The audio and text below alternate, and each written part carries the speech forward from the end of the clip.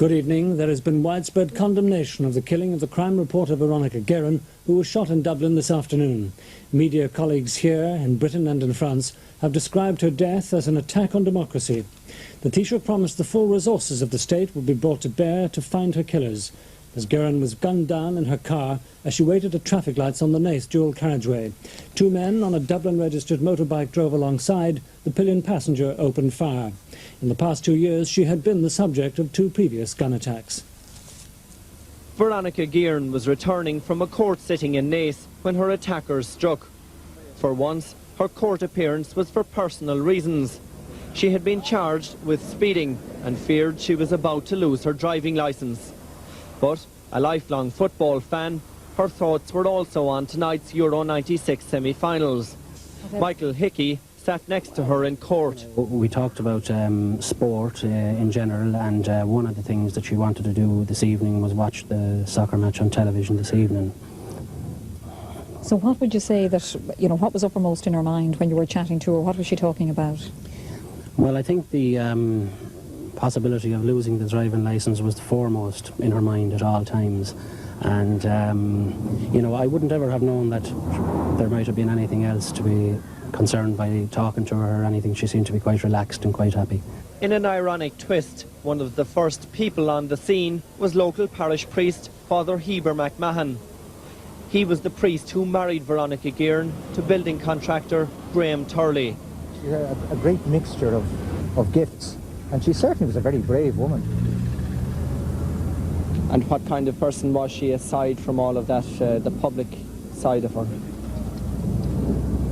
In the nicest possible sense of the word, I'd say a very ordinary person. It's a tragedy, really. Veronica Guerin had twice previously been the victim of gun attacks. Tonight, Gardaí aren't ruling out a link with those incidents, but they stress they're keeping an open mind. Well, she was injured in a shooting incident before, and there was an investigation, a very thorough investigation carried out into that, and there wasn't anyone brought before the courts. And indeed, we'll be focusing our attention in a number of areas, and certainly we'll be taking that into account. As the scene of the shooting here at Clondalkin is being cleared, the huge Garda manhunt for Veronica Guerin's killers is continuing. This evening, Gardaí issued a description of the 2 men who carried out the attack.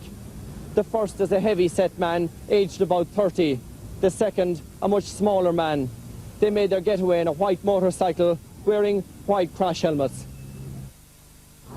Home for Veronica Guerin was this converted roadside cottage at Clochran near Dublin Airport, a home she shared with her husband Graham and their 6-year-old son Cathal.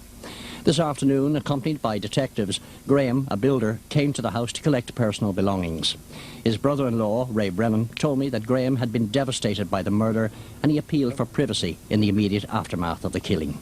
At the offices of independent newspapers in Middle Abbey Street, fellow journalists and other staff were numbed by the news of Veronica Guerin's killing. The normally noisy newsroom was subdued as fellow journalists gathered details of the shooting.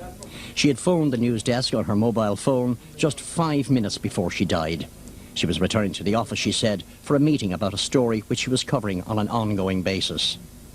Sunday Independent editor Angus Fanning was in London when the news reached him, and he returned immediately to Dublin. Yeah, this is one of the darkest days in the history of Irish journalism and in the history of independent newspapers. Veronica Guerin was a remarkable journalist. In my 30 years in newspapers, I have not encountered a journalist to equal her bravery and her dedication to the job. You and Veronica must have been well aware that the dangers that she was in undertaking this kind of work.